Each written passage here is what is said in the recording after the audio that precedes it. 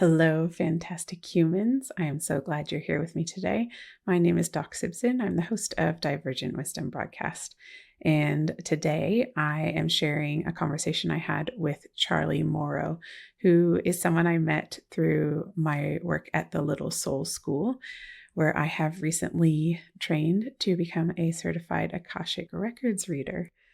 And this is my official moment of pronouncing myself out of the spiritual closet, it appears.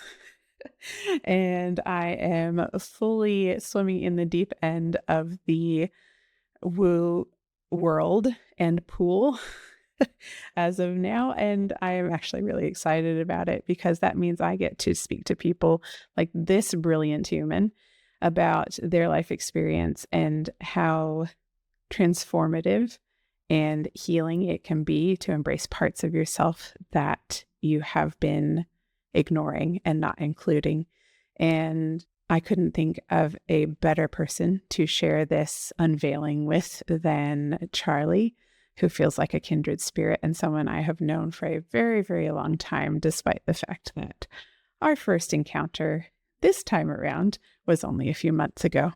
So I hope you enjoy our conversation around her experiences, in particular, her experience of neurodivergence as someone that has had a life lived with DID, which is Dissociative Identity Disorder, and her ability to move through that and have the experiences that she's had and come out as the person that you will see and hear in today's conversation is nothing short of astounding as far as I'm concerned. I am so privileged to consider her a friend and so very glad that she is here today to speak with us. So let's jump straight in, and I can't wait to hear how much you love her just as much as I do.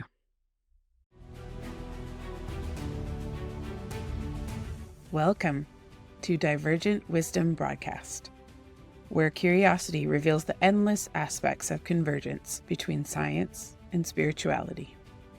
Join me, Doc Simpson, as we explore new perspectives with our guests, bridging the space between worlds to discover paradigm-shifting common ground.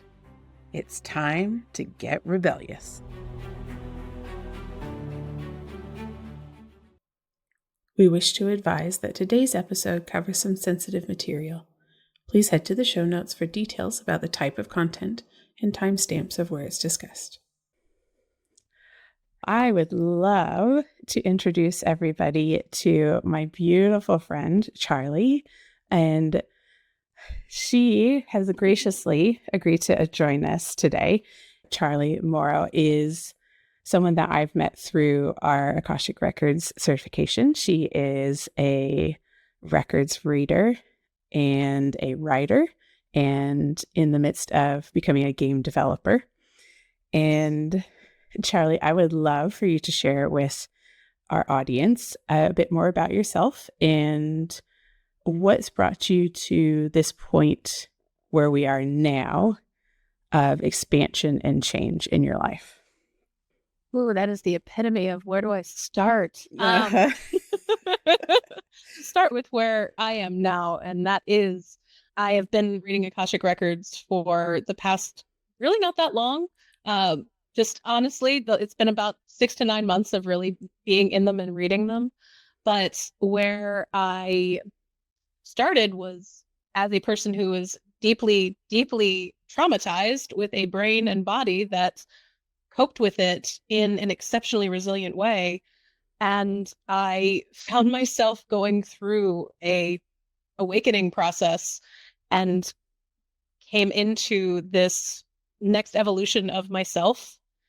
And when I basically woke up, it was sort of oh my, the entire world is different. Everything in my existence is different. What do I want to do now? And I was really drawn to Akashic Records. I was really drawn to that space and that freedom of being able to ask any question you could possibly have and get loving, non-judgmental, helpful information back. And I've been able to now just kind of move my life. I came from a background in a bunch of things. I have 3 degrees. I was doing scientific research. I've taught preschool. I've taught college. I've, I've worked in a political PAC in like back end capacity. I've edited videos and helped create content for continuing education for psychology professionals. I've kind of had this very mixed bag of a life that finally feels like it's actually in the direction of just living a joyful existence. And that is actually pretty new for me. So I'm really happy to be here. I'm so excited to talk to you more. Oh, thank you for spending your time with us. Your evening, my morning. We were just talking before we got going about me being in the future and the time difference between us.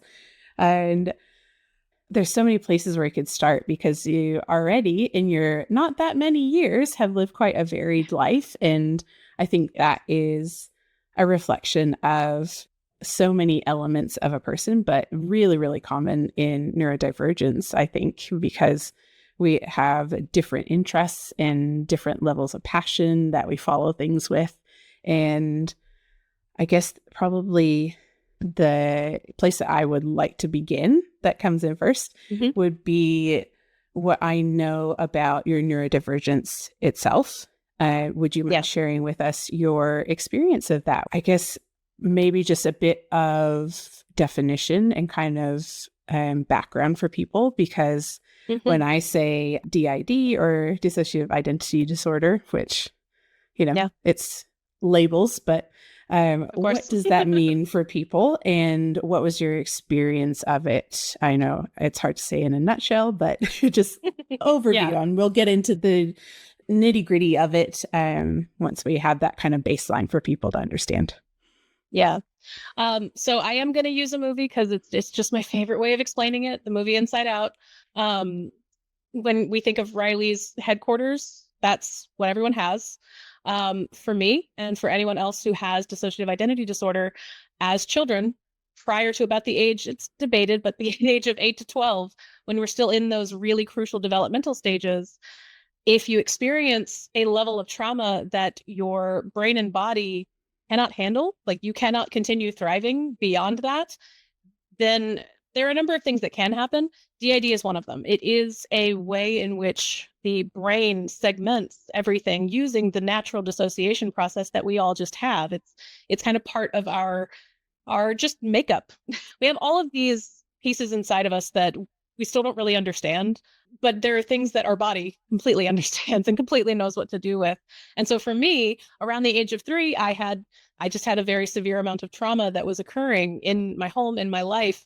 And effectively, my brain kind of shut down where one headquarters may have been to protect me. And new ones started forming as those core memories started coming in because they needed somewhere else to go. Otherwise, any part of everything here, everything in this entire body, literally wouldn't thrive, would not continue existing, would not be able to survive. And the reasoning behind exactly why, it's very, very deeply debated in the psychological community. There's a lot of folks who don't really know. They just kind of look at it and go, well, I don't know. It just sort of happens. There's just heavily dissociation. In the spiritual community, there's not really conversation around DID and what this could possibly mean. But for the lived experience of it, to have these separate and individual headquarters, they are not connected. They're connected to like core, like brainstem level of connected, but there's not an awareness typically. And there certainly wasn't for any of us. We did not know we had this for a very, very long time. And it's by design, though, because what we would experience is what I like to refer to as being in the me position. So being in the place where your consciousness is, you're experiencing life. Meanwhile, there are other pieces of you that are also themselves. And that is the lived experience is actually a shared experience. You are continuing through life with your brain and your body operating on a reactive and kind of trigger-based system, really. It's what visual and auditory and physical, what sensory information is going to be most compatible with the pieces of one large whole that's going to be most conducive to success in this moment, which when you are in a traumatizing situation in a home that's very devoid of love, of help, of anything like that, you kind of find that different parts, they hold different information, they're holding on to different experiences. And even after getting diagnosed, I got diagnosed in 2020 at the age of 33, which is really shocking. We can get into like the what happens when you get that diagnosis, especially as an adult, and you're just kind of thrown for a loop with it. But it was a turning point for us to take this lifetime of constantly searching for a way to fix what was wrong. That was actually what we were doing, was this sort of inner feeling of, I don't know what's wrong, but I know that I'm not okay. And I know that I'm deeply traumatized. And all of the messaging that I get in this field of psychology that I'm studying and all of these things that I'm doing are telling me, well, if you had early childhood trauma, oh, well, you're just kind of messed up. I didn't like that narrative. I thought it was dumb. I thought it was dumb. And it was stupid. Like, it's a very stupid narrative. You're so broken, you're never changing. Helpful. You're just done. You got cooked and you're just a pie now. Like, enjoy. Exactly. Yeah. There's no unbaking that.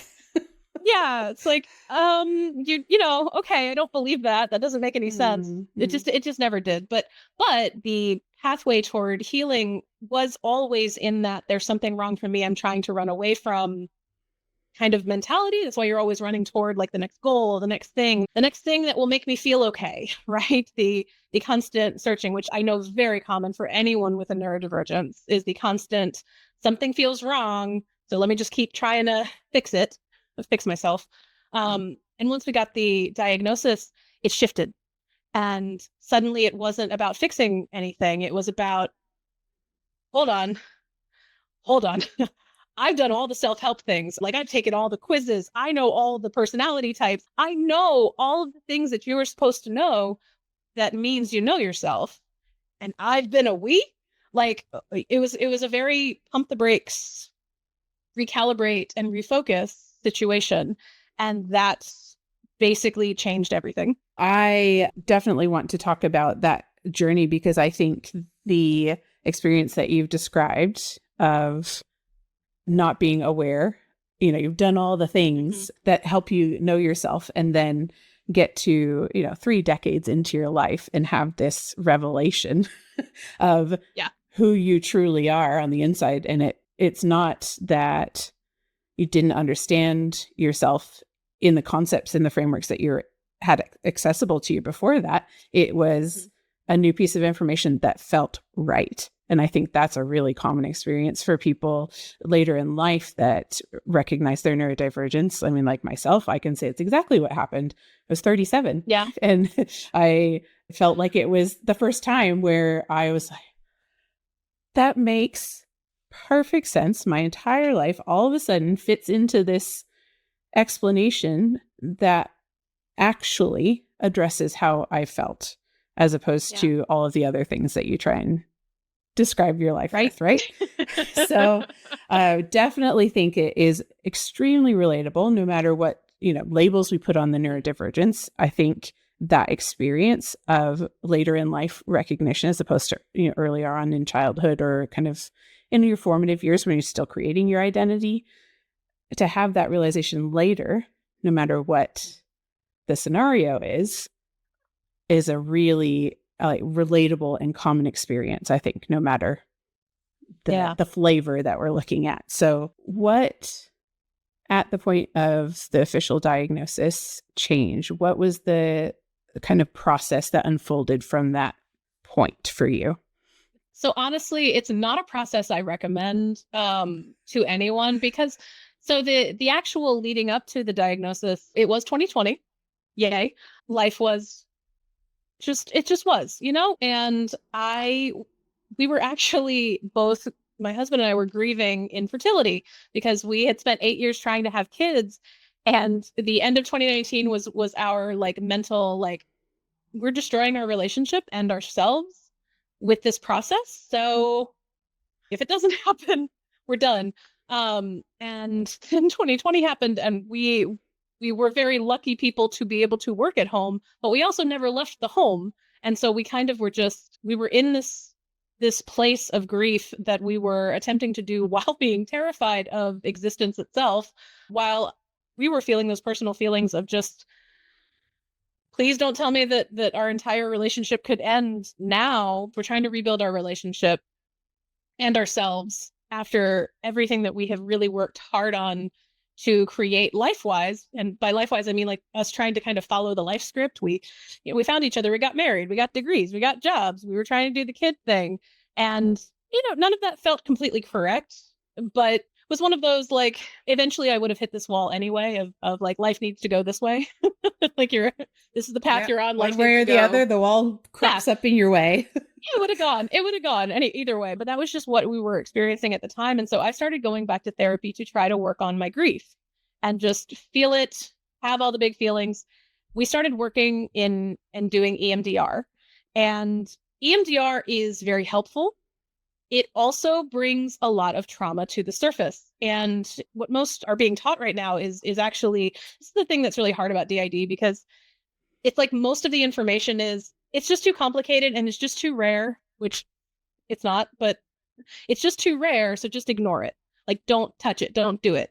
And there's a little bit of wisdom in that, because EMDR does, when you are intentionally taking a walk down trauma lane and you have a brain that is heavily dissociated, you can still pull those pieces out during that. But the problem is, a person who has DID, especially who does not know they have DID, they are going to start experiencing things that they have very, very heavily dissociated until then. So I went through about 9 months of my trauma continually getting worse, and the therapist and I weren't quite sure why it kept getting worse, but I had no memories of sexual traumas from early childhood prior to that. But I started having, and we're talking full on flashbacks. My husband would touch my arm. I would start to have complete, just all of these memories coming back out, all of these things coming forward. And we didn't know what was happening, but our perspectives, mainly emotionality, would shift and swing wildly. We would be so upset and so angry, and then in an instant, everything's fine. Why was I so upset? Wow. Man, sometimes I look at my husband and I hate, like there's pure hatred for him, but right now there's nothing but love. And like literally 30 seconds ago, I was ready to just, scrunch up everything and just scream at the top of my lungs. And now I'm okay. That's weird, man. And all this trauma work is bizarre, right? And the more I talked about it with my therapist, the more she was like, that's trauma. Yeah, like it's just trauma kind of coming up. That's how you process it. Not really. That's how you just get yourself more ingrained in the trauma, is just to kind of keep it.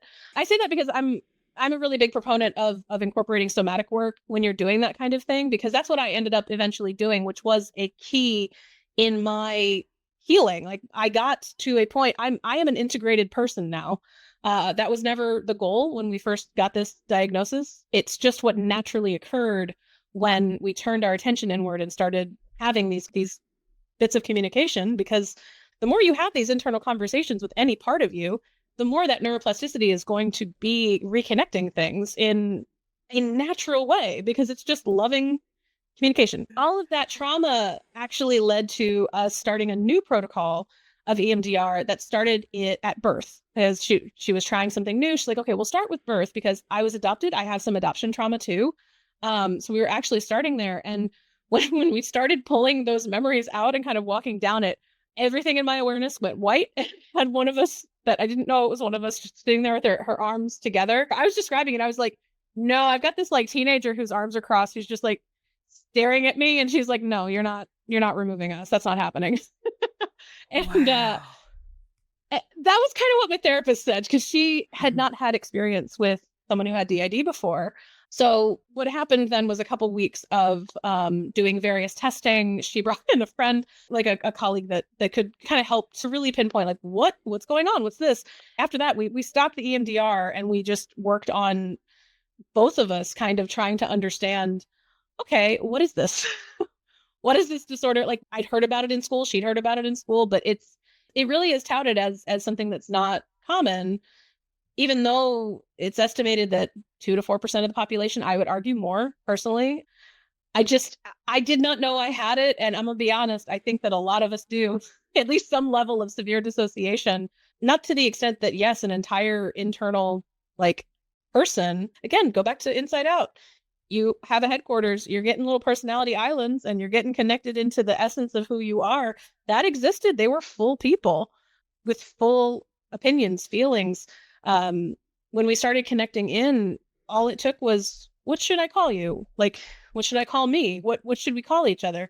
And we had first names. We just kind of decided on a few of them. It was even sort of back and forth, like, this one feels like the name that's coming, but I'd rather be called this. Anybody have a problem with that? Okay, cool. It was sort of that internal back and forth that the moment we were able to put down what we thought was life and just kind of pick it up and go, okay, let me try this like theory on. Because at that point, it's just a theory until you actually start looking inside and seeing like what makes sense. It was very quickly proven to like scientifically minded, right? We spent all of this time really just kind of treating it like, okay, this is the theory as far as what's going on. Are we going to disprove it? Let's try. No. Okay. We started talking and there are people. Okay. let's keep going. Let's find out. Let's keep exploring. And then a lot of life things happened after that because I actually went back to school. I went back to get another degree, this time a master's in psychology. This was part of I put down trying to have kids. So I picked back up an old dream of getting like a PhD and doing that particular route. Came to find out I don't really care for the environment of an institution like that. I went to an R1 in Boston. I went to Boston University because they have a good psych program. That was enlightening because I was going through my understanding. We were going through our understanding of who we were and also now navigating a move out of the town that we had both grown up in and like lived in our entire lives, but we just wanted a change. And we didn't know what to do. So I was like, I'll go back to school. That'll be enough of a reason for us to move, right? You know, small town ingrained, like you're not going to leave stuff was part of our story. You know, so we moved to Boston. I'm going to school. Things are still chaotic inside because we're still learning and we're still trying to do all of these really stressful things. I was still working full time.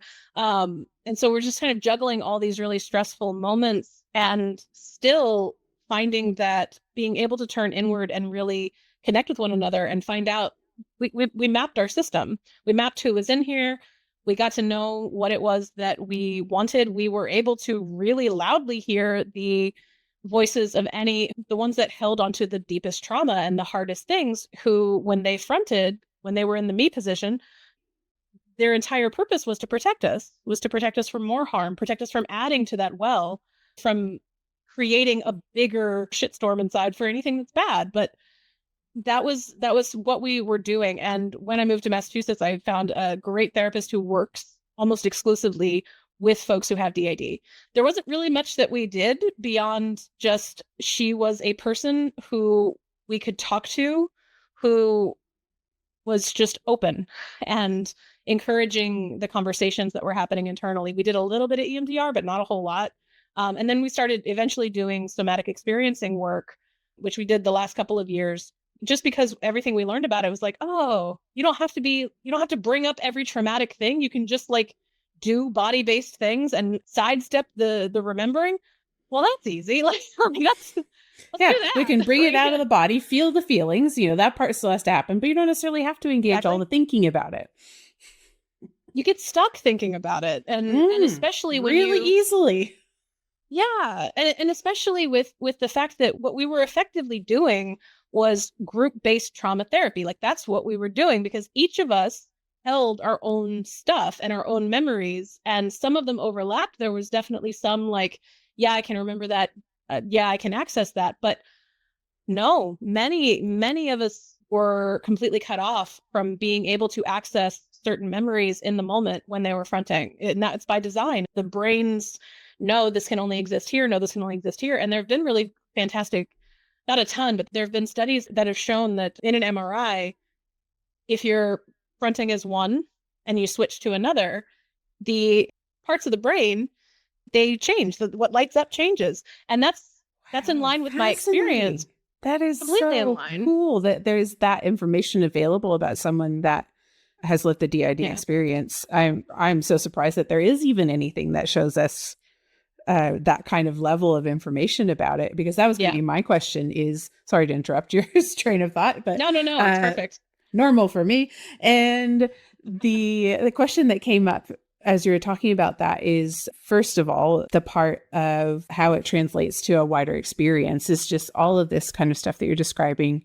In my personal experience of neurodivergence, I think it is same, but different, right? It's some elements are probably maybe more like dramatic in their experience of them compared to what I might have experienced, but the counterparts of having different parts of you that are designed or created to meet certain needs that you have as you go through life, as you encounter various challenges and traumas, big or little T's, and the way that your system creates parts of you, whether or not they're completely separate systems or if they're still integrated into a more communicating whole, that are better equipped to handle these things that we come across. And it's the concept of masking, people wanting to unmask and all that kind of stuff that comes to mind when you talk about having different whole parts that move into that me position. It feels like the equivalent in a lot of other people without that clear separation between identities is the concept of putting on a mask. And we also, for a lot of us, are not aware we're doing it. But I would have my at-home Sarah or my at-work Sarah or my with my friend Sarah versus with the family Sarah. Like we would do these things of knowing what was expected of us in the situation. And I say we because that that feels like a bunch of we's, I guess. Yeah. If I think about it. And it is deciding parts of my experience that are true that I bring up for engagement in my environment. And all subconscious, obviously. But it feels like there's direct parallels to experience, even if the DID types of elements that are happening isn't what everybody can relate to. I think everybody can relate to how it parallels their own path. So I just wanted to highlight that first of all. And then go ahead. No, I just, like anything, it's a spectrum. And this is purely just a early developmental piece of a more turned up part of the spectrum. It's really just the brain and its brain body situation. And I say this because I did have a full actual central nervous system completion of a frozen state. I experienced that, something that I'd previously only seen in a video that shows a polar bear having an extreme stress reaction and then doing the like everything in body is shaking as this is coming out thing. I managed to do that several months ago. And what came out with it were not only memories, like what was coming out while it was happening. I was aware of what was happening, which was nice and good because I was talking it through because my poor husband was like watching it, freaking out. I'm like, I'm fine. This is fine. This is all completely normal. This is a central nervous system like thing. It's just letting it go. It's finally letting it go. But I had a knowingness that this was what shut me down at 3. I was 3 years old and I was being assaulted and my central nervous system went into fight, flight, or freeze mode. And when it does that, it freezes. And then you just have this part of your central nervous system that is stuck in frozen hell. Basically, it's just stuck. And it could not release because it also was just sort of bringing this storm, if you will, of emotionality. And this is where it went to for me, but the entire frozen state grew into a personified suicidality is what it turned into. And so it's literally a part of me perpetually in me and in my body that was stuck in death is happening now, need to create death, need to be dead, need to stop existing. This is too hard, can't do it because of the everything is frozen kind of piece. And as that was coming out, all of the memories, all of the things were kind of flooding in, but not in a way that was causing any kind of internal reaction. There were no emotional pieces with it. It was sort of just this, it was like I could feel the flood of, hey, we're just releasing everything right now. So if you could just be cool with the tidal wave for the next like 20 minutes, it would be great. Like that was sort of the feeling I got. And I did. I sat myself down. I let my body do its thing. I narrated what was happening as it was happening for myself to just keep myself calm and on target. Because it was kind of like, okay, I know I am a dissociation expert. I can take my consciousness and go backseat myself. I can put myself in my own back seat and let my body drive and be in the front seat and do what it needs to do. And that process actually completely unfolded, and it fully allowed that that really wounded part to just finally stop being a frozen ball in my central nervous system, and allowed it to just finally dissipate and actually integrate just into my body as just another thing that I experienced, just another part of what this very, very complicated life has been.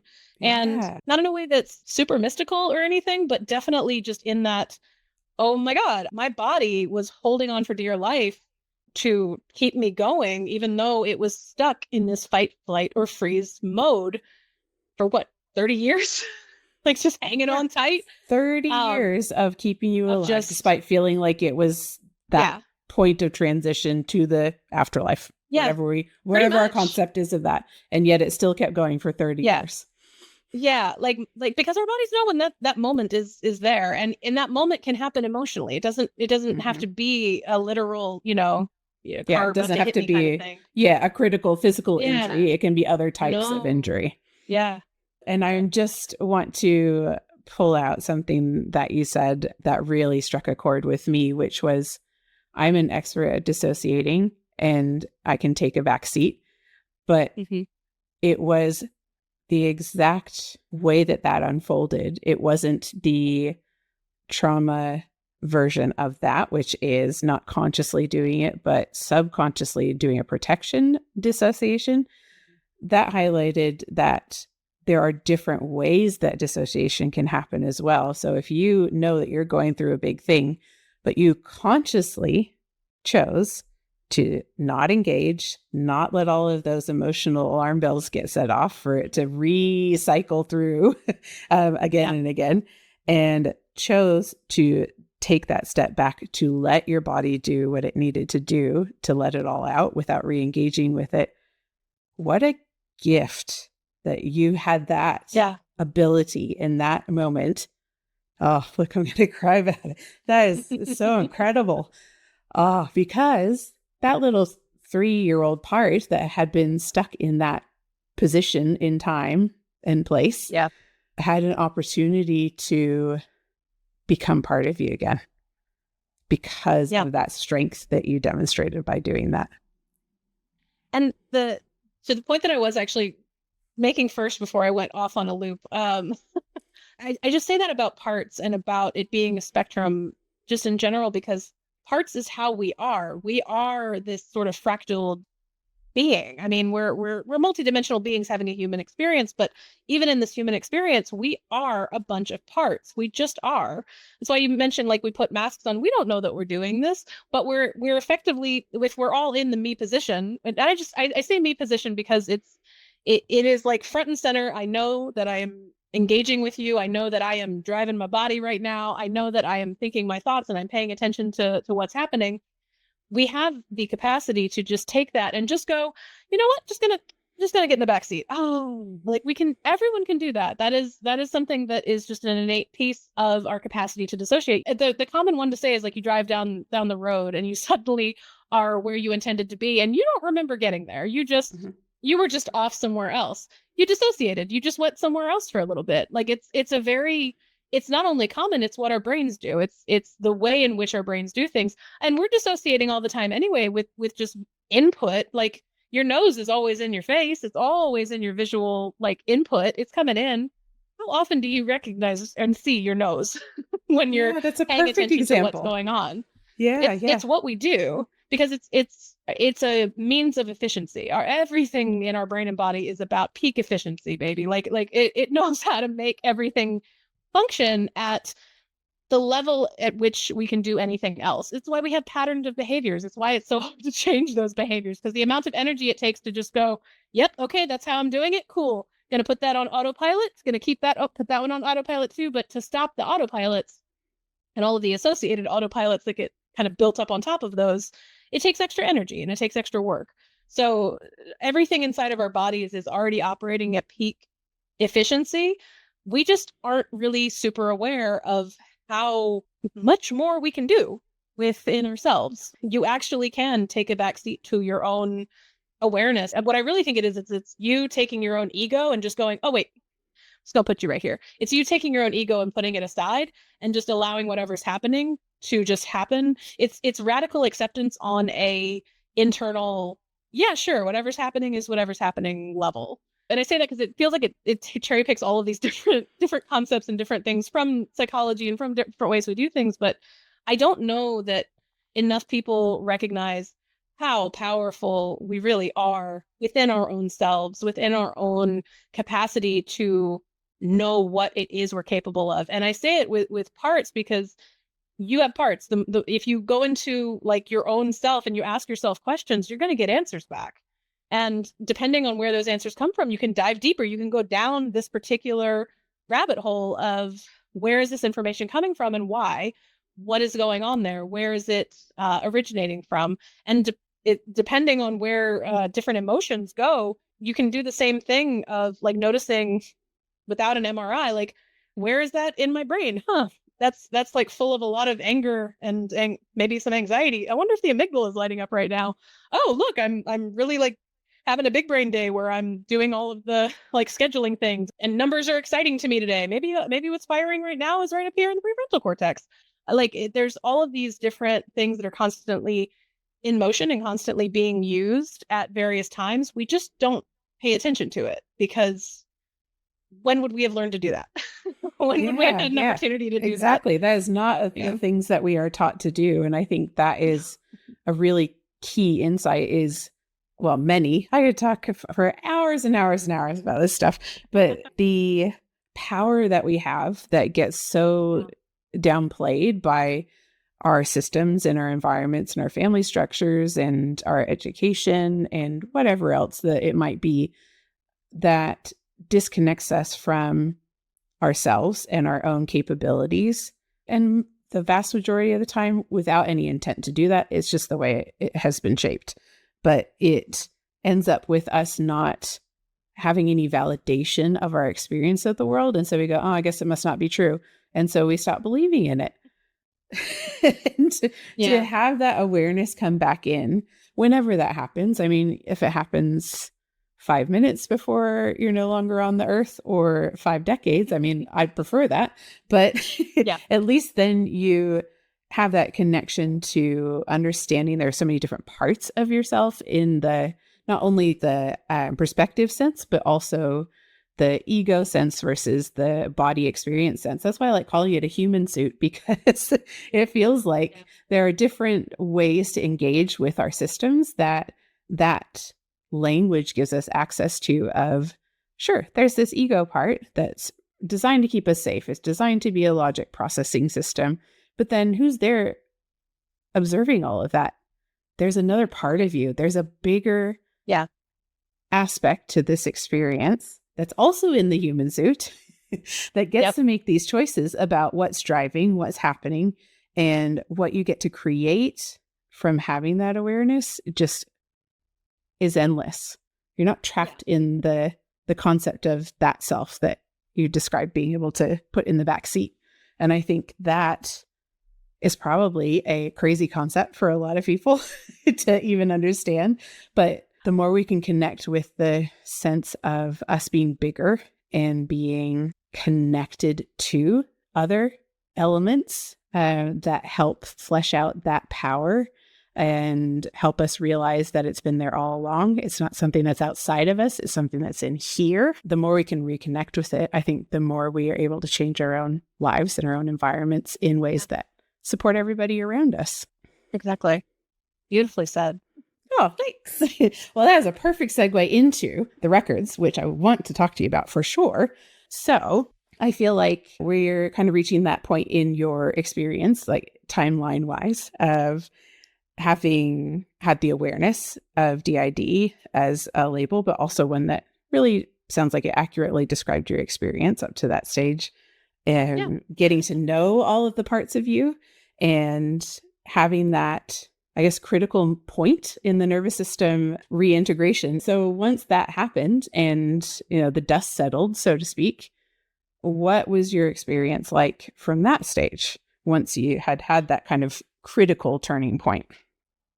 So interestingly, it didn't actually get super critical. So the central nervous system release didn't actually happen until after I started doing Akashic Records for myself, which that occurred after my integration occurred, because I actually went through what to me was a near-death experience. To be honest, I'm still kind of piecing it out, as we all do. Like, you go through the mental, when you go somewhere else that you did not understand, and things that you're experiencing and seeing and feeling are just on a completely different level, and you haven't really studied spirituality basically at all because you ran away from spirituality because you grew up Southern Baptist and you were like, no, anything Hard to pass. do with spiritual anything is that is in my no thank you land. Like, I just turn away from it. So when you have these really big experiences, which I did have, you still process it more than you need to, and it still replays. But it was sort of a series of events that happened over the course of about a month, last March and April, that the best way I can say it is me, who I am now, actually did sort of come into existence after it was one of us, her name was Patricia. She was just working one day in February, and just in the middle of working thought, oh, how about that? I think I love myself. like just sort of this sensation of, is that self-love? Oh my gosh, that's self-love. And then what preceded was sort of this internal, we would go inside, we had a meeting place internally in our head. To us, it looked like a beautiful forest, and we met on little logs, kind of meeting around, because we all had a sense of physicality. This is the beauty of what brains do, is we have our experiences. Those experiences shape what we think we are, who we think we are, how we think we are. And in here, there were men, there were women, there were children, there were non-corporeal beings, there were representations of things. That suicidal part, it was manifested as a gun, like literally, it was like a personified handgun, unfortunately. It's just all of these little pieces that kind of made up who we were. We would get together and we would meet, and everyone sort of one by one sort of checked in, like, hey, can you feel it? Can you feel it? Can you? And we got to this place of everyone being so incredibly giddy and happy, because what it felt like we had achieved is what our goal was. The goal that we had the entire time, even after, like, the minute we heard about it and then did all the research in the world over the course of like 3 weeks. Like, it was just one of those, like, consume all information sort of deep dives. I know those. But what we came to, the conclusion that we came to was, you know what? Functional multiplicity sounds nice, because then we get to still all exist, even though we are existing in fractions of living, which admittedly, it sucks. I'll just say that. It sucks to live a piece of a life at a time. That was not a pleasant aspect of having DID for anybody. Because it's not pleasant. It's not pleasant to be you and then be someone else and then be someone else. It makes things kind of just not flow the way that they do for me now. We were trying to be existing as this shared life where everyone got a say, everyone had their opinion heard.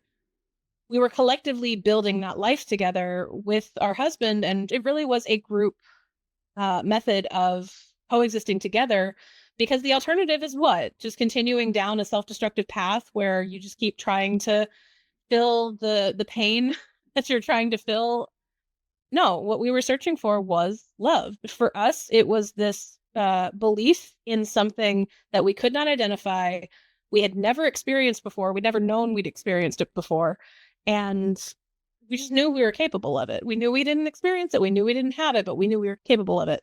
And when that sensation was felt, it was like the internal like ding ding ding, we did it, buy a trophy, we're like we made it. We did all the, I love it. you know. Where's the medal? I want my medal. We actually did buy ourselves like a trophy. It was the little like little angel wings like shaped out of like really pretty stones, because we're just really into pretty things. We're like, yeah, I'm gonna do it. It really did feel like we had achieved something that, according to literature, according to other people, according to everything, was not available, because we were too messed up, we were too deep, it was too far, it was too much. And meanwhile, we're sitting here going, I'm sorry, but it's just a resiliency mechanism. That's all it is. It's the resiliency mechanism that that brain and body were like, oh, that's too much. You know what? We got a system for this. Don't worry. Got it. Totally got it. It's not the most fun way to exist, but when you really zoom out and you look at it, it is my body being like, oh no, you're not going to die. I got you. I got you. Like, don't worry. I got you. It's going to be a rough ride, but you know, we can work on this kind of thing. And after that happened, I then started just experiencing what felt like random downloads. Like in the spiritual community, I've heard that it feels like a download coming in. And the thing is, I have these like multiple perspectives where I'm like, okay, so from a spiritual perspective, I'm just getting all of these downloads because I'm now connected in with love. I'm now connected in with my soul. I'm now connected in with home, with source, with everything. I'm actually connected in with it in a way that I can feel. Awesome. So that's what's happening. And then from the psychological perspective, I'm like, oh, maybe that's just me connecting in with my brainstem in a way that we've never done before, that actually connects in with my actual heart. And then I'm getting this, you know, the fact that these pieces are now being connected the way that we always wanted them to be, without having to talk across the aisle, by actually existing in a state of complete connection. Maybe now we're just getting access to things in a way that is like hypercharged, which means that the information that was stored over here and the information stored over here, once the brain actually connects the two, it solves the puzzle. And now I have all this wisdom and things that I used to have concerns about. Like I just understand it now. And hey, I'm not mad at that person anymore. And hey, I understand why that happened. Like, just sort of these emotional triggers and things that sometimes we had a really hard time reconciling. Like, sometimes there's some emotional things that are so big, it's like you can't resolve it. You're like, I don't know why I'm just perpetually hurt by this person or these people or this thing, but I can't do anything about it. I just have to live with it. I have access to the way that I can clear that out and stop thinking that. Yeah. And feeling exactly. that. Yeah. Exactly. And what was happening was, it was like it was getting wisdom download. That's what it felt like it was. So whether it was psychological or spiritual, I really don't care. It was just happening. Probably both. Like a little bit. I was gonna say, why not both? Why not both? Yeah. And then it kind of culminated toward the end of March, where I started going into sort of these meditative states. Kind of spontaneously. They would just start happening, and then I would just sort of play out some of these scenes. This is part of why I still think, again, this is like maybe body saying like, hey, let's go into a dream state real quick. Again, I have this perpetual psychology background side of things, spiritual side of things in my mind, just trying to kind of make sense of things in a way that feels at least accurate enough to feel not crazy. Because that's still a sticking point for me. Oh my gosh. Point, you know? All the damn time. Every time. I'm like, I feel crazy again. I'm imagining this. I can't prove any of it. I must be nuts. Yeah, but that's where I've sort of been, is this like, these are happening. And then in April, we moved to our new house in a new state. We had spent a long weekend, like 2 days after we moved, we went up to Vermont to watch the solar eclipse, because it's solar eclipse. Yeah. Got way too rowdy with some friends we don't see very often. Way too much consumption of all kinds of things, and came home and couldn't get out of bed. And then I couldn't get out of bed. And I didn't know it at the time, but I had the flu. And what resulted for me was about a week of, you call it fever dreams, you could call it going somewhere else, you call it whatever you want to. But at a point, I stopped sleeping. And my husband didn't notice because I was in bed. But I was conscious and I was awake. And there came a point where I was still here, but I started having conversations that were quantum in nature. I started getting questions answered about quantum physics, which just makes me happy. And so I couldn't tell you. No, I couldn't tell you what any of these things are now. Oh, dang it. Because I was going to ask about that. I want to know what they are. Well, it was a bit experiential, because it was sort of this like, I got to see like the creation of perpetual motion or perpetual energy. That's apparently in humanity's future. We're just going to be like, hey, perpetual energy, because it just exists. It's also the universe, creates. Saw that. Saw the bridge. Like I know spiritual workers. I now know. I didn't know it at the time, but there's talks of bridge workers, light workers, those who are creating this consciousness bridge. Well, I saw it. that was that was part of it. It was this. I saw this basically just, it looked like a flow of energy up to what to me was like, I was like, is that a lifeboat? Is that an ark? And it was just like, no, it's just the new consciousness. And I was like, wait, what? And I kind of dripped down into other things after all of that happened. And so you get into this question of like, was it just a dream? Did I go somewhere else? Did I get into a few other things?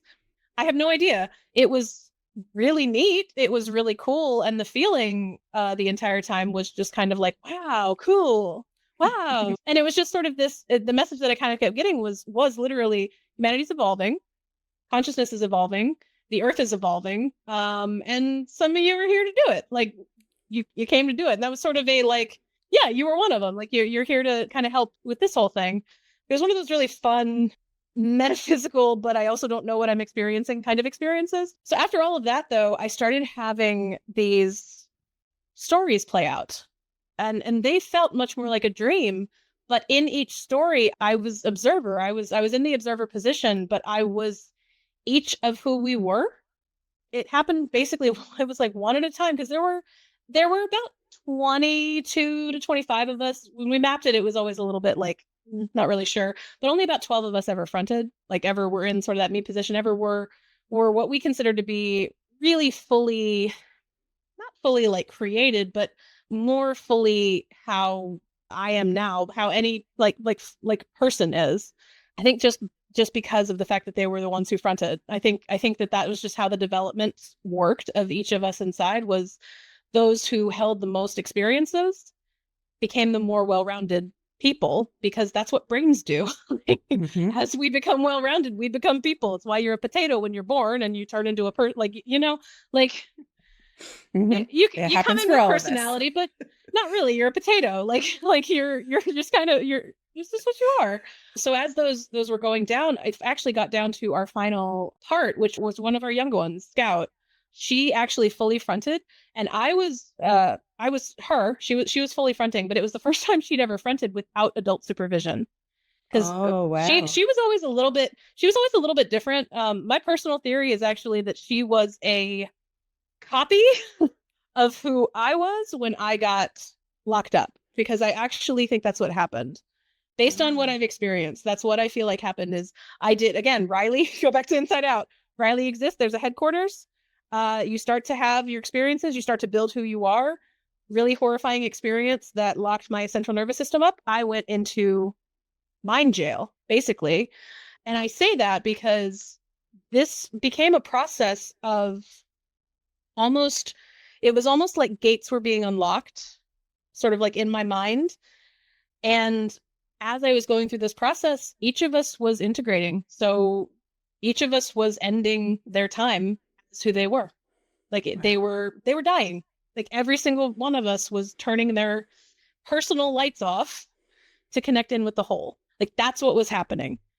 And it was happening over the course of a matter of days, while everything in me was becoming like, I was offline. Any amount of mind chatter, completely offline, but I was still conscious. I wasn't sleeping. All this was happening at once. It's like everything in my brain and body shut off the sleep, because there was a need to, like, then this is what I'm understanding about just our experience here. Like, in order to progress through anything, we have to experience it. We can't just think about it. That's a form of experiencing, but we have to go through the experiential process of whatever it is. And for them, it was coming to a resolution of whatever unresolved loops they were still on. And it's like our bodies are trying to work through our emotional escape rooms.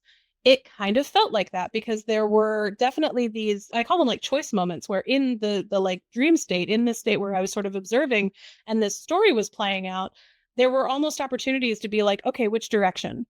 So the next part of the story, what are you doing? Okay, I'm going to go in this direction. And it sort of was this, it was this really beautiful release for every single one of them. It happened for everybody. And when it got to Scout, Scout fronted, and she had very specific instructions not to leave the bedroom. Before she fronted, there was a very specific, like, okay, now you know the rule. What's the rule? Don't leave the room. Don't touch the phone, right? Right. Okay. And she didn't. She stayed in the bedroom, made a mess of the bedroom, which was kind of funny. But she's 3. She's a 3-year-old who had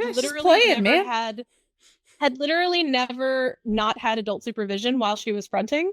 That's why I say I think that she was like a carbon copy of sort of me, just because I identified with her always. When I finally realized, like, oh God, I'm just me. I'm just one of us. And I knew she was going around the room trying to find colors. And I'm really sorry for what I'm about to say because it makes me cry, and everyone who has animals is going to make them cry. But Scout was finding colors to fill out her rainbow bridge because she was going where our dogs, she was talking about like dogs that we'd lost. She was going to the rainbow bridge and she was really excited, but she needed to get the colors right because she was very specific about which colors belong on her rainbow. Like she was so like any 3-year-old's like, no, not that red. That's not the red. The red has to be this one. This is the red color. And so it was this process of her getting the right colors, lining them up. And then that was when the fever got real bad. And I dipped completely away, completely down. And everything got into this really bizarre fear-based place. I wasn't scared, but I just started having like, okay, so here's some fears. Here's some primal fears. Here's some big fears. Hey, fear of death. Like it was this like culminate, this unfolding of fears that resulted in this, again, storied play out where I was dreaming that my propane tank behind my window exploded, felt the heat, felt time stop, and I could feel heat all, like I was sweating, sweat was pouring down my back, that I could feel. And then I had an entity come into my awareness, just in my mind's eye, and I went, oh, hi, who are you? She went, I'm Gaia. Now it's time to become stone. And I started to do random yoga poses where I sat down into like my fingers went together, everything went together. I sat down, everything in my body slowed down as I breathed as slowly as I could. And I say it now and I'm like, yeah, that was my entire central nervous system being like, okay, time to completely slow down as far as you possibly can. Slow it down. Everything inside, slow it down. Then she said it's time to become earth, like just the growing of the earth. And I started doing yoga poses. I don't know yoga. I've never studied yoga. Done a little bit of yoga with Adrienne on YouTube, but that's it. And I know this because at one point I started laughing. I was like, if this is like a weird spiritual experience, it's really funny that I'm just doing yoga without knowing I'm doing it, or knowing what I'm doing. I love it. But and I, while that was happening, I could feel things just releasing in my body, and I sort of got this visual of a beautiful island. It was like a fast forwarded multi-millions of years island growing and becoming what it is. And then everything became lava. There's a new volcano. And I went, oh, there's lava rocks in my chest. Gaia, what do I do about that? And she said, now it's time to become water. And I crawled in my shower, turned it on, and I had no idea what happened next because my husband found me the next morning. He found me in the shower. And when I was finally back into my like self, I won't even get into like the what happened after, but I eventually got back into myself, and suddenly everything inside was quiet and different. And I questioned like, okay, did I just go through a really traumatizing experience? And now I'm just, everything's just quiet and dissociated because that happens. That's a thing. No. And I found myself now experiencing thoughts and just the literal experience of time completely different because I wasn't experiencing time in chunks anymore. I'd only ever experienced it like we'd only ever experienced it in chunks. Chunk of time here, okay? Because every time there was a shift, there was a perception shift. And with every perception shift, the awareness of time shifted along with it, like the capacity for knowing how long something's been, when just any of that. And it's the kind of thing that you don't notice it until it's not there anymore. And then you're like, oh, time is just still. Time is just still? How is time just still? Time's always been like Like it's one of those. You don't notice it till it's gone, and then you're like, whoa. And emotions got harder for a little while because, especially the really hard ones, anything that was super traumatic, I just had to be there. We'd gotten really good at switching. I couldn't take a break. I couldn't take a minute to breathe and be like, okay, back in, back into it. No, I had to just sit and sort of feel it and be through it. Thankfully, I had all of the internal resources that I had spent an entire lifetime building at my disposal. Right. But I didn't know in the once I started picking up on it, things started like progressing and getting much easier. And then that's what led me to finding the spiritual path. That was my long road way of saying that's what led me to finding anything spiritual, because when I started just trying to consume anything that would help, I landed on, I think it was Alex's podcast or Alex Ferrari's podcast. I think I landed on there, and I started getting information, and then I sought more information because of how it felt. Because I'd been through all of that, and I had lost that love feeling. It wasn't there anymore. I couldn't identify it. And I started down the spiritual stuff, and I was like, ooh, okay, excitement. I found excitement. Okay. Ooh, I found joy. Oh, okay. I found fun. Okay, I found fun. And it was sort of like this filling where I was like, ooh, yes. And when I got to the Akashic Records, things finally stopped feeling frantic and felt, okay, I found a lane. I found a place that feels good. I found a place that feels connected. And the more I connected in, the more I noticed my hands spontaneously moving. Mm-hmm. I noticed my body starting spontaneously moving. And then that's when I started noticing, oh, sometimes when I have really big emotional things come up, if I just sort of sit and allow it through and let my body do what it needs to do, I'm going to have this really weird, I call it weird body, because I have to tell my husband, like, if something really big, like if something we're watching triggers something, we'll pause it. And I'll say, oh, I need a weird body moment. And for the next half hour, I will just have spontaneous things that my body is doing and my hands are doing. And it's exactly what led me down the, like, literal down the road to getting that full release happen. Mm. And so had a big experience. It was a really big chaotic thing. But even to look at it from a psychological standpoint, I took a journey down into my brainstem while consciously aware that I was in my brainstem, because that seems to be where my brain housed my soul, my essence, my everything, to prevent death, to prevent the presumption of that which you cannot continue past, the point of no return for my body, basically. Wow. That is all I can say to that. Like, that is just so... That's a long story. It is, but well, how can you shorten it, really? I think that is even a truncated version to what we've already talked about, because it's just so... Yeah. There are so many layers. There are so many aspects of it that are incredible, I think is the word to describe it. And I also want to point out that as you were experiencing it, you had the awareness of these things happening. So you had a perspective still that was holding all of that and observing it unfold. Mm-hmm. And insight is what I would like to highlight, because I think that's a key part about anything like this, where, you know, we were saying before, we wonder if we're crazy and, you know, just making shit up all the time now, which is a daily question for myself.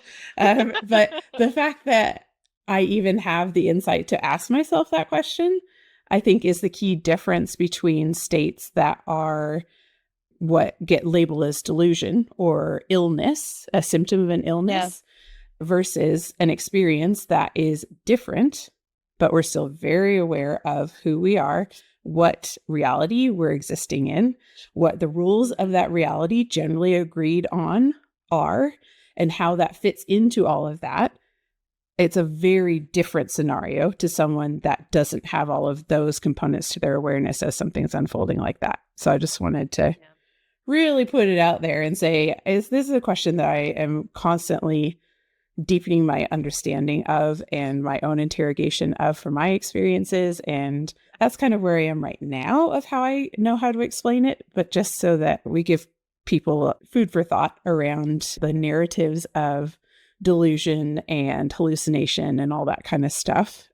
Sure, there's, you know, an element of what happened for you that is related to a physical body illness and the systems that kind of kick off when all that's going on, and, you know, high fevers and the impact of that cascade of inflammation and biology that influences your cognition, but that is a component that I don't want people to get lost on, is I guess what I'm getting to.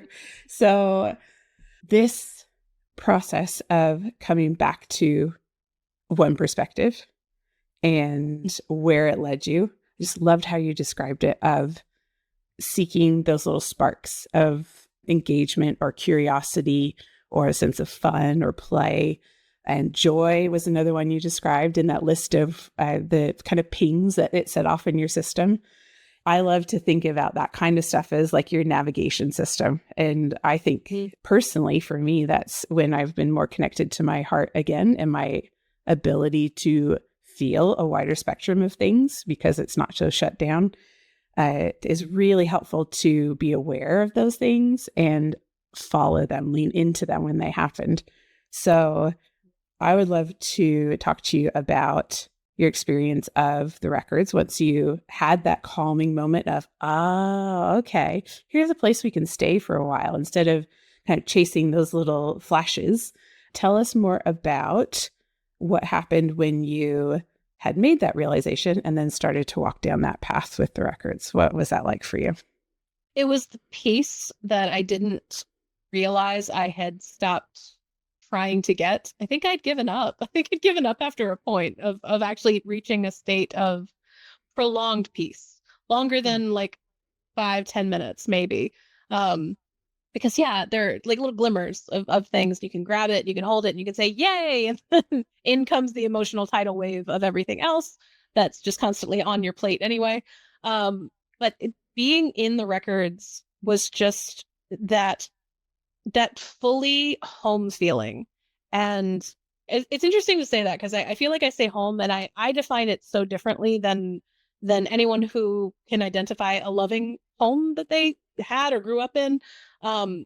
It just, to me, felt like the safe place, the place where I can't screw anything up here. To an extent, it's allowed for that freedom of play that we can only do when we're not completely encumbered by anxieties and by what we should be doing, by the constant, like, I should be doing this. That's what was coming to mind. So you're talking about, feel safe. You can't screw it up because there is no judgment of action or choice or thought there. It is, that is the whole point. Non-judgmental. Everything is what it is. Yeah. And the other part that the part that really connected in for me was just being able to experience something that was not me. I had spent so long, and my entire capacity for who I am as a person is something that I am finding out right now. Like I'm in the process of discovering who I am, because all I know is I'm not who they were. I know I say we, I feel like I've been an observer of this life and then waking up, which is like you read awakening stories and that do kind of mirror how I've experienced, but I really do feel new. But I also have this full understanding inside of who is what, because I'm also all of us. I'm all of who we were now combined into one, which creates a very interesting internal what's going on, but from a really fun, curious perspective. But when I got into the records, what was kind of taught was, if you start anything that comes up, if you don't hear anything or you don't see anything or nothing happens, that's normal. And then if you do start hearing things or seeing things or thinking about things, you're going to think it's you. Don't worry about it. Like, just keep going. And that wasn't my experience, because the moment I got in, I started feeling things, because I felt it first. I felt it in my body. I started feeling like, oh, there's a sensation. That's fun. And then as I would verbalize like the sensations that I'm feeling, I would start getting visuals. And then I would start just kind of getting this, not really like hearing things, but sort of just the inner knowing that information is coming through me. And when that started happening, that was the first time that I was like, oh, that's not anybody in here.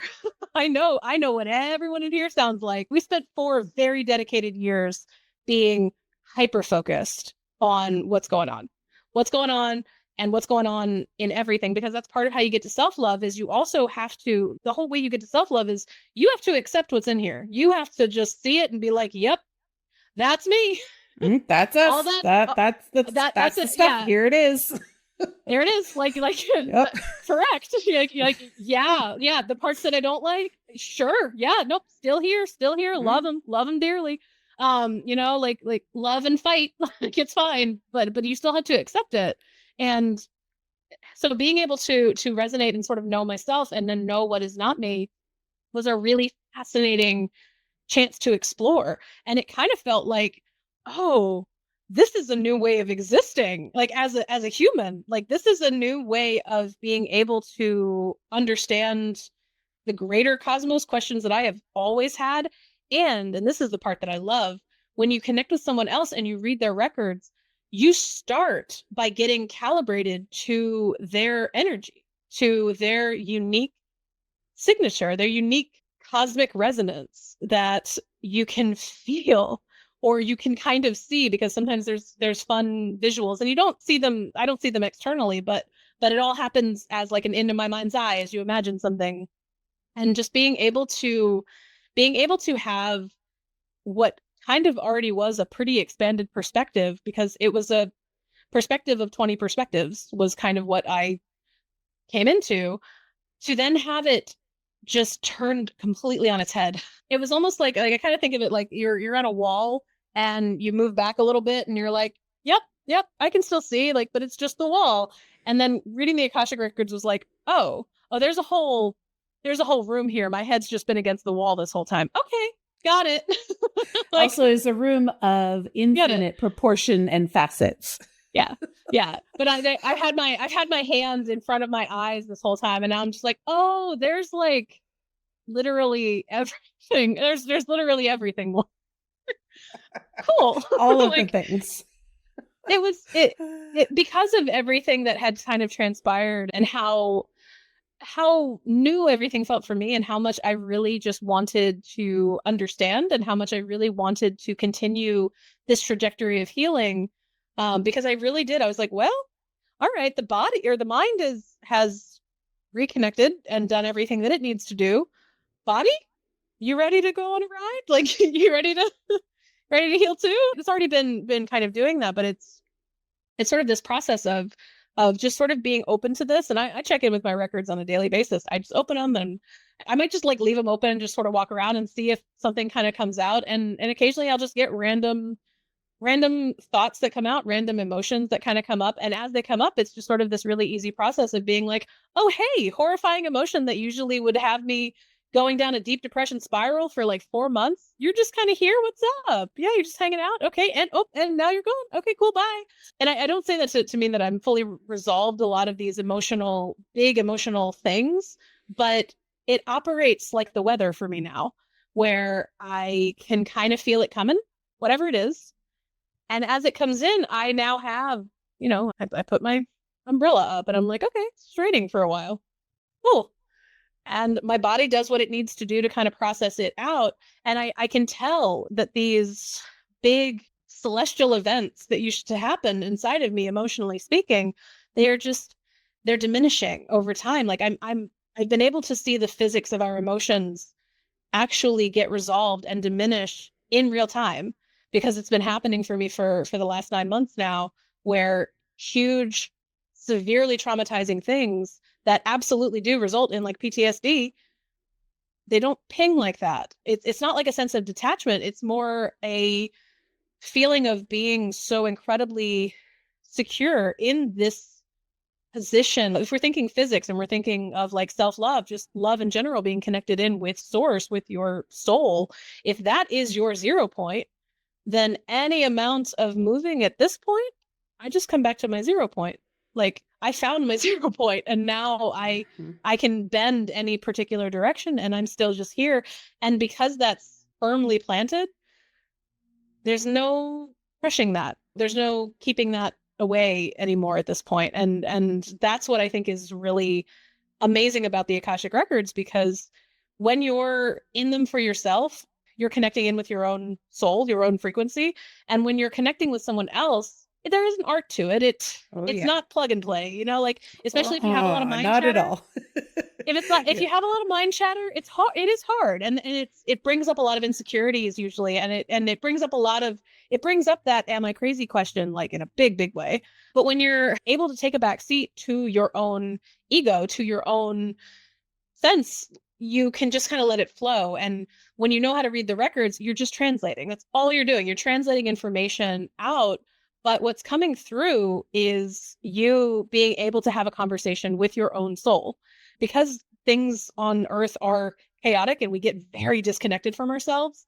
It's almost like an opportunity to be like, okay, I can't connect maybe immediately myself, but if I could basically get a Zoom call with my own frequency, my own soul, it just allows you to reconnect in a way that I don't really know how else people really do, unless they do have their own practices for kind of getting back in touch. It's just a really direct one-to-one.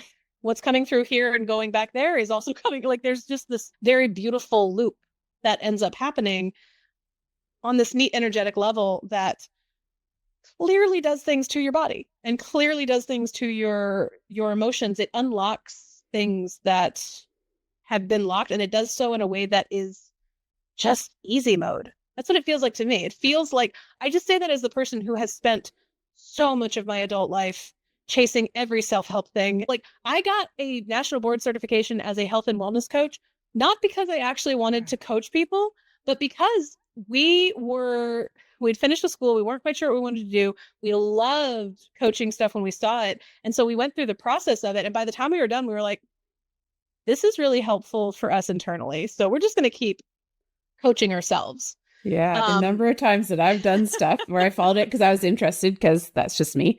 My special interest is learning and curiosity. And then I get to the end of it. I'm like, no, that one was for me. I might have thought I was using it somewhere else. Nope, that one was for me. Exactly. So, but I've done it all the ways. I've done all of the self-help things all the ways. I've also done the use a therapist. I've done the ways in which you help to heal emotional wounds. I'm an expert at healing emotional wounds the hard way. This is easy mode. This is easy mode in a way that I did not know was possible. And it's one of those like, I completely understand why it had to wait until now for me to do it, but I'm also kind of annoyed.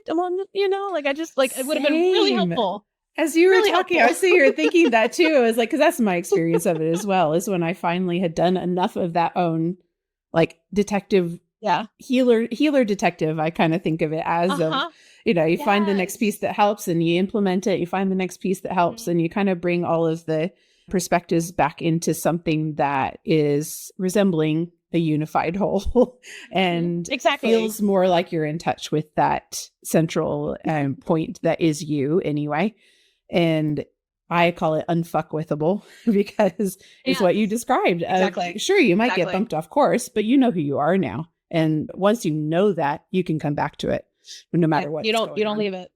Yeah. And so that's also my experience, is it took enough of that and pulling in all of those experiences with awareness and kind of getting the roots in my system, I guess, reconnected as well, like nervous system wise, rest of the body, and having all of those pieces at a point that's healed enough, let's say, or incorporated enough. I really want to emphasize that. It's not that there's anything wrong with what was happening. Like you said, it's our body's protection, but incorporated enough that it could handle being in the records, A, and B, have the knowledge of self and awareness of who I am and who I'm not, to have the discernment around the messages that are coming in. And also, I'm not going to say that ego has not been an issue for me in the records, but what I will say is that it is much less of an issue if you have reached the stage of understanding who ego is, who you are, and how they do that dance already before you get in and get another stream of information. So I think there is there is a kind of a rate limiting point in that process of being able to successfully access the records, just full stop. And then having a fluid communication with the records as well. I think that's the next layer. And then it just goes on from there. Right. The access is continuous. infinite, same as the information is infinite. So is there anything that you feel called to share, kind of to wrap up the train of thoughts around the records before we kind of move into that last little bit that I like to focus on before we finish? I'm a big fan of the Akashic Records, but it's really just chasing that inner joy and chasing those glimmers pays off. And it really pays off when you feel the big spark. And that's what I felt. I felt when I went onto Laura Koh's website, I saw her course. I had never heard of the Akashic Records before, but the moment I saw it, and then I saw that there was a certification program, which admittedly for someone like me, that's catnip. Like I get to, same. like, I didn't start with the entry level one. I'm gonna get certified. No, I'm gonna get certified because it's just it's part of the validation. It's a pattern of behavior that eventually might go away, but for now, if there's a certification attached to it, I'm probably going to be more interested in it, just in general. And so I did. It was one of those right place, right time. I have the time. I'm still healing and recovering, like body wise from everything what's going on. Like I was sick. I was not physically, I was not okay. I couldn't walk well for like another month. Everything in my body did all kinds of things. And so I was just like, it's time to do something. Wow, this looks fun. This lights me up. This gives me that really, and it came from here. And I mean that literally. There was a sensation in my chest that was fun and exciting. And I dove in.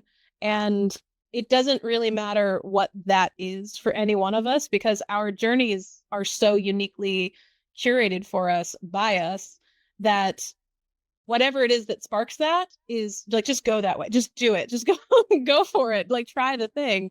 Because what results on the other side is it's just you expanded. It's just you with more of yourself filling in the gaps instead of you constantly trying to take something outside of yourself and shove it in. Like it comes from here. Mm-hmm. I know that we know that, but I kind of just want to reinforce and reaffirm that whatever it is that lights you up, whatever it is that makes you go, yes, like that feeling is, like you said, that's the compass, that's the direction, that's how you fill up those what feel like holes. And it's really not, it's just disconnection from yourself. That's all it is. You're just disconnected from you. You can reconnect. It's actually pretty easy. And it happens very naturally once you just follow the glimmers. Yeah, I love that. That is an amazing point to kind of wrap the perspective on. And whatever that is for you, I think the only way to reiterate is just follow the compass of your heart. It knows exactly who you are and you on that higher, big vantage point, perspective. And the more you listen to it, the more that starts to feel like the you that's here too. So thank you so much for your time today. I am so grateful that you have been willing to come on and be so vulnerable about your experience of something that is really challenging to verbalize in a way that I think feels connected to your truth, in a way that is going to express a very personal inner experience in a way that others can understand it, and not shying away from the hard stuff because it's hard. Without a doubt, I don't think anyone listening to this would have any other opinion about what you've described to us. I think we can all agree that sounded like some hard shit to go through. Interesting life, man. It's been an interesting life. Yeah. And I am just so grateful that you have brought the authentic you here today to share that experience with us, because it is so appreciated. Thank you. And thank you. Well, you're welcome. Anytime. There'll be more of this, I'm sure. I would love to wrap up by asking you a collection of things. I'll start by asking you, what are your top 3 truths that have transformed your human experience? Don't need to have any explanation, just the truth itself. Chase what lights you up. Definitely one truth. You are so much more than you think you are. Truth number 2. And seriously, the harder things are, the harder you need to run toward fun. Like whatever you need to do, run toward fun, because it's in the direction that is away from whatever it is that's hurting. That's all I can say. Run toward fun. I love it. That is amazing advice. Not walk, run. Run. Yeah. Yeah. So I suppose, and feel free to pick one of those truths for this next one, or something entirely different if you're so moved. What words of wisdom would you share with past you as they stood at that big fork in the road, whatever you foresee as or perceive as your biggest fork, let's say? Truly, I've actually had so many forks in this particular life that to any of them is simply, you made it this far. Keep going. You did amazingly. Keep going. And again, follow the like, which way do you go? That one. Which one feels fun? Go that way. Just that's all you gotta do. Just pick fun. Because you'll find love, you'll find connection, you'll find everything else that you need. But fun will keep you going. It'll at least keep you going in the direction of everything else that you want. Oh, I love that. And in your experience, what is the best way to create more connection with others? Connect with yourself. It feels like just a saying, but truly, you will literally never be able to connect with people the way that you want to if you are disconnected from yourself. I would know. Trust me, I would know. That's a mic drop moment. I love it. Oh, Charlie, thank you so much for joining me. I really appreciate it. And I've had such a wonderful time talking to you about all the big things. And I am 100% certain I'm not a predictor in general. I do not do that kind of work, but I would say this is happening again. Because I want to talk more. But thank you so much for just keeping a space that is open, because this is not a topic that I have had success talking about with most people. Shocker. Oh, no. Most people are not open. Most people struggle to be open with anything neurodivergence, but especially with a neurodivergence that has a very specific set of expectations that people come into a conversation about it with, or just reactions. It's a very reaction heavy neurodivergence. And you have created such a beautiful space that I want to keep talking forever, which is part of the problem. We can't just keep talking forever. No, I know. Well, I mean, we could, but no one will listen to a 10-hour long interview. So I will say thank you once more for your time and your effort and your heart. And I look forward to the next play around in the swimming pool that is this life. So until then.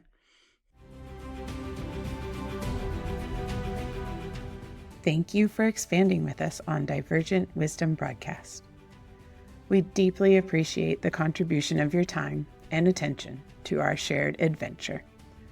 If today's discussion resonated with you, we'd love to hear your thoughts, revelations, and experiences in the comments. Please take a moment to subscribe and share us with your cosmic crew. And remember, we're all made of the same stardust.